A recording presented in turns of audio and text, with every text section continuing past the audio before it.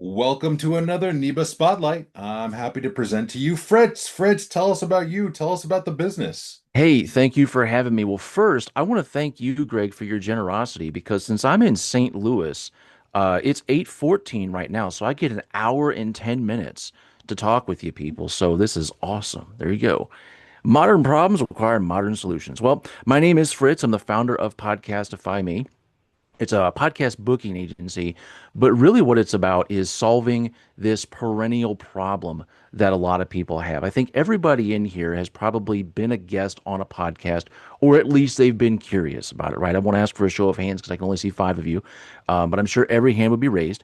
But there's a growing frustration with a lot of people that guest on shows again and again and again, 10, 20, 30, 50, 100 shows. And then you ask them, well, how much business have you won from it? And they're like, I haven't earned a red cent. And it's like, well, that's kind of a common thing. I mean, they keep doing it because they know it should work, but it's just not working for them. And so what I did was I set out to learn things the hard way. I don't do anything in moderation. I just try things and see what works and what doesn't because I would rather step in the chuck holes and twist my ankle professionally so that you don't have to. And what I learned was that podcast hosts are ridiculously well connected because they keep talking to people. After they have the episode with you, they're going to keep talking with guests. If you've really gelled with them, if you really vibe with the podcast host, a solid strategy, which I'll talk about here because it's very pertinent to NEBA, a very solid strategy is to turn that podcast host into a referral partner. Okay.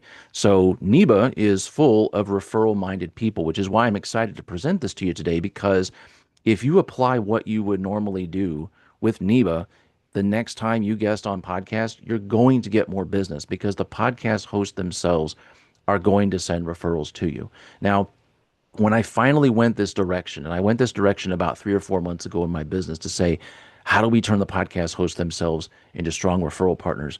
I had to make what seems like a pretty rash assumption about the world. I had to say, okay, going forward, starting right now, I'm going to assume that people genuinely want to help me.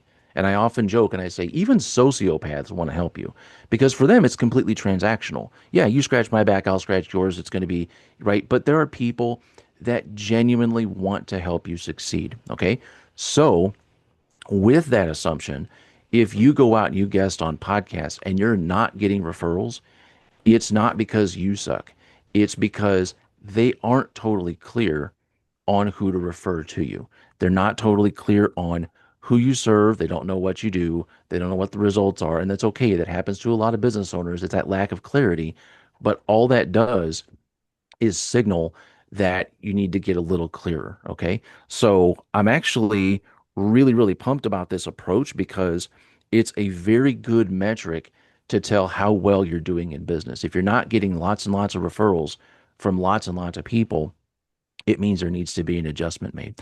So let me walk through kind of a low calorie diet version of the process that I teach about in my huddle, which is as soon as you guest on the show, once the recording's done, what next? Okay. So inside of one day, one business day, follow up with the host, thank them for having you on. Hardly anybody does this, and it's amazing. It's like people don't send thank you notes when they do job interviews. They don't send thank you notes for when they guest on a show. It's like this host turned open their network. They gave you access to their audience. They gave you a platform. Yeah, you provided some awesome content, but a lot of podcast guests would go in there and they would say, awesome, transaction complete. Now I'm going to sit back and wait for business to come rolling in and wonder of wonders it doesn't.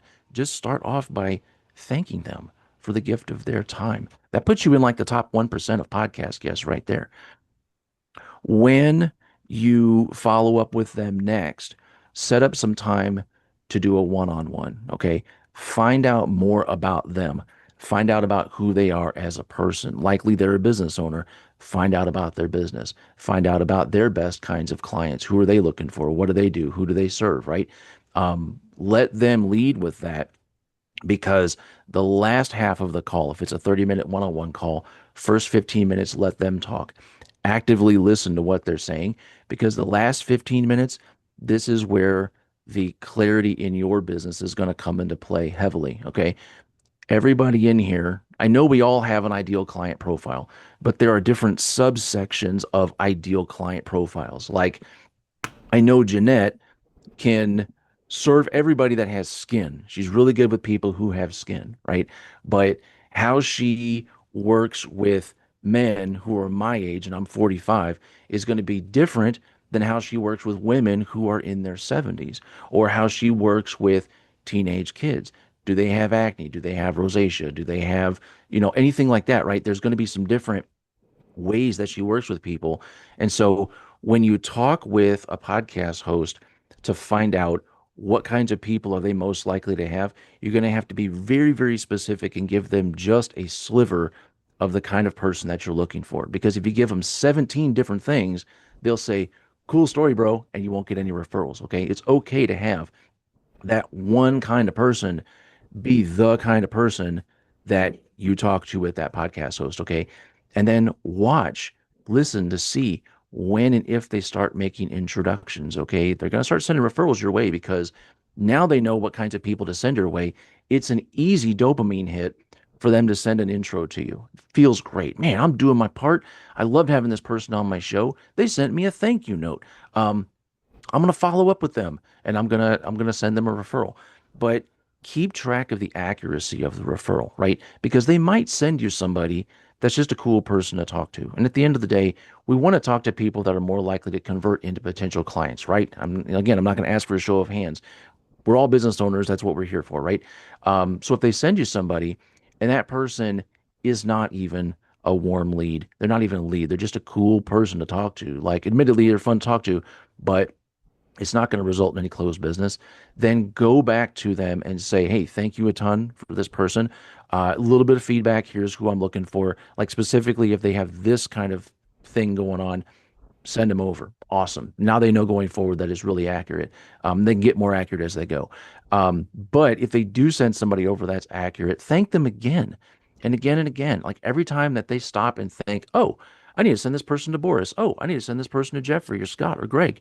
Um, they're taking time out of their day to make that connection, but they're doing a huge lift. Like imagine how much marketing that you don't have to do now because of the effort that they're putting in, right? And so when you think about how many possible podcast hosts you can interact with on a fairly easy fiscal year, you can probably guess on 25 shows.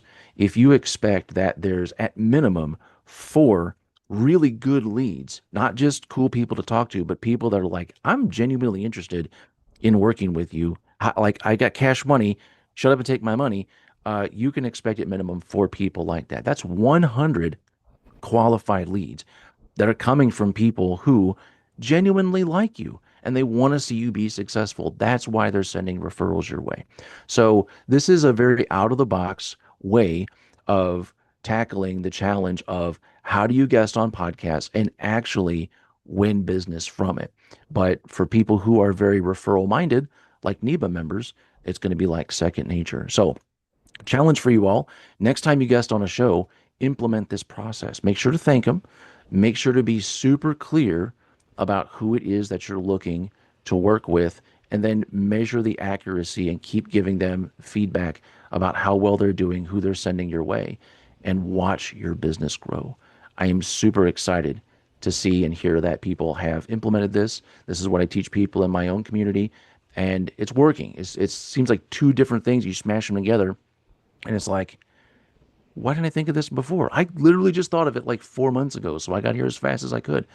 But implement that process and see your business take off. That's all I've got for you today. So I guess we got time. We can open up for questions. What's the best way to reach out to you if someone wants to learn more and get a one-on-one with you? Yeah, best way would be I've got my email in the chat, Fritz at podcastify.me. Also, you can come in on the huddle. I deliberately picked it to be 11 a.m. Central on Mondays because I didn't want to conflict with NEBA, and there's a bunch of other groups that I didn't want to, butt heads with and stuff. But yeah, we'd love to have you. That's a great place to learn more about different processes and different strategies and such. So, love to have you in. Awesome, my friend. Thank you. We would look forward to supporting you and your business. Thank you. Appreciate it.